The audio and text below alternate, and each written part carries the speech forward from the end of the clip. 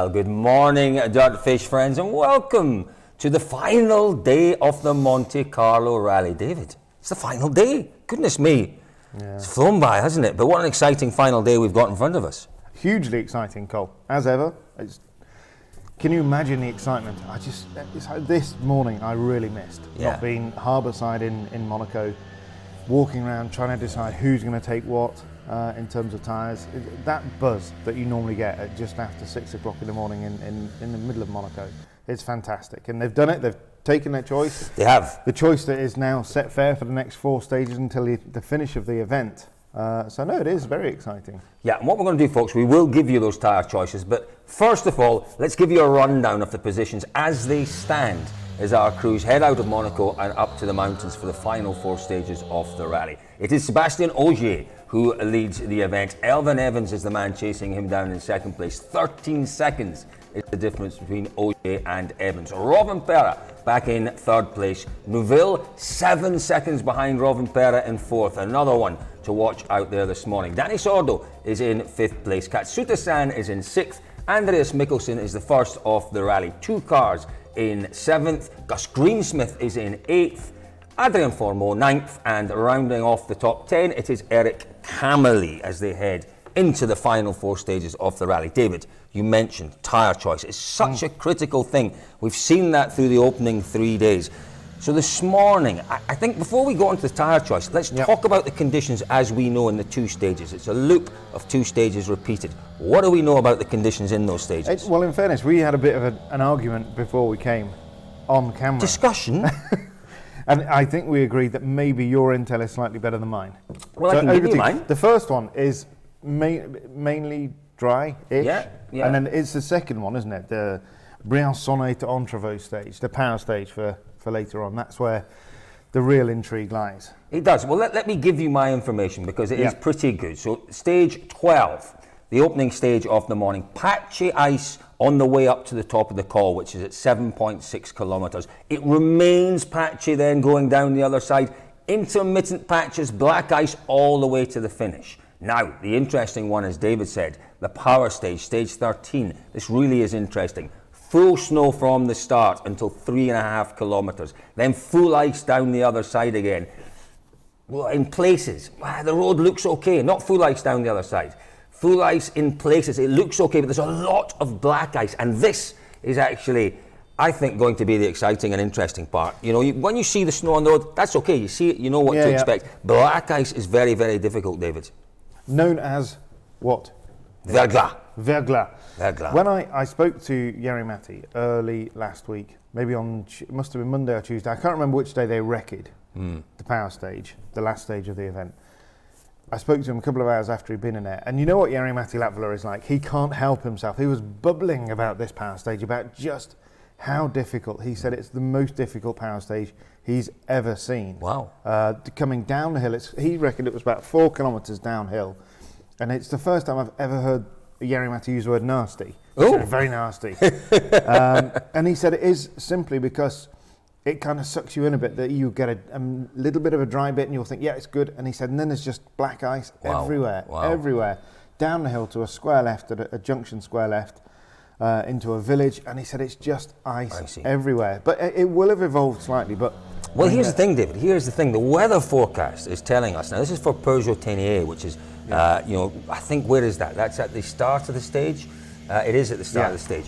The weather forecast for there is really full sun all morning. So again, that might just add to the challenge because it will melt. That black ice will melt in places. But when you're on the wrong side of the hill, when you're under the trees, when you're in the shade, there'll still be ice, there'll still be snow. Side, north facing. Yeah. North facing where it Not north facing is where it stays. Yeah, exactly. But you will get a little bit of, when the road comes out, you do get a little bit of It's worth as well pointing out that obviously these Peugeot 10A and Briançonnet, these stages weren't the originally planned stages. We were supposed to be, as usual, in Vesubi going over Col de Torini, but it was Storm Alex, wasn't it? In the end of last year. Late autumn. That rattled through and absolutely demolished bridges. It was awful. People lost their lives sadly. It was terrible. And so that's the reason that the organisers have had to move the stages away slightly. But these are still, Peugeot 10A is as Anthony Peacock, our friend from Pirelli, has just reminded us, it's paint thinners. Yeah. The translation. Yeah, no, into English. But it's a classic Monte Carlo name, isn't it? And you look back, this stage that they're doing this morning, back in 1985, that incredible victory, Vari Vatanen. These roads, some of these roads that they're using this morning were part of the Santo Ban stage. And real genuine history that we haven't been here for so long. So it's great to get back there. But the power stage, Briançonnet, is a new stage. Well, and this is the challenge, David, this morning. It's a difficult stage, but it's new to everyone. It's an absolute leveler. But the first one, from what I can understand, and talking against Jari Matti, he said it's reasonably easy to read. He said, you can... It won't be too stressful, that first one, but definitely the action is coming on the second one. On the second one. Well, I'll tell you what, our friend Leo Ulrich, the 2 times Canadian rally champion, he's been through the opening stage. Perfect timing, David. And he sent us this little report from the end of the opening stage. Good morning, ladies and gentlemen. Reporting from the end of stage 12, which is the first stage on Sunday. So the stage on the recce was just pure tarmac. It's relatively easy. However, now, and we finished the stage at 7:40 a.m. when just we get some light. Finally, right now, about 15 to 20% of the surface of the stage has invisible black ice. It's not the buildup of ice, it's just that black ice that you cannot see. It's very tricky because of it. I have a feeling that it'll melt in a lot of places by the time the rally cars get through, but it is really tricky. If I were to do it now, I would definitely like some studs. It's really tricky to see, really tricky between the difference in that black ice, bit of, like it's a little bit of black ice versus just tarmac surface changes. So yeah, really tricky to see. There's a couple of big cuts with mud, but only like 2-3 corners, but might get quite muddy. So very interesting. Yeah, good luck to everyone.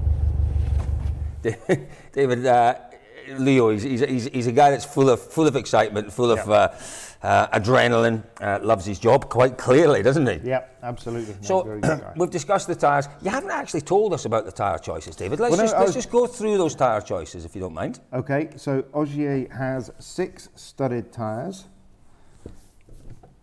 Right. Sordo has 2 super softs and 4 studs. Right. Loubet 6 studs. Neville 2 super softs and 4 studs. And Katsuta, Evans and Rovanpera have 6 studs. Greensmith 2 snow tyres that only want to take any snow tyres and 4 studs. Now just to add to that, Cole, again over to Anthony Peacock tells us that Sordo left service with studs on all the tyres, which I was quite surprised at. I'm not. So maybe he's. Don't forget. I'll tell you what's happening here. I know what's happening here, David. So I'm going to tell you. I know what's happening but here. Neville went with a cross. It doesn't matter. He will save those studded tyres. Clearly, it's for the second. The studs are for the second stage in the loop. Yeah. He will have. Sordo's gone with all the studs Correct. on the car. Well, because he's not bothered. He's not bothered about the first 3 stages of the morning. He has got those 2 super softs to cross over for the power stage, because don't forget the power stage. But manufacturer points. He will just get through the first 3. He'll just get through them. Yeah, but will all of that ice on that downhill section, will it all have gone? Jari Matti didn't think it would have done. He's got 2 studs for that. He's got 2 studs on his car to deal with that. He is banking. Listen, the temperature will get up to at the power stage round about 6 degrees, 5 or 6 degrees. He is banking. It's a bit of a gamble. Do you know if that downhill bit north facing? It will still get up to 5 or 6 degrees. North facing?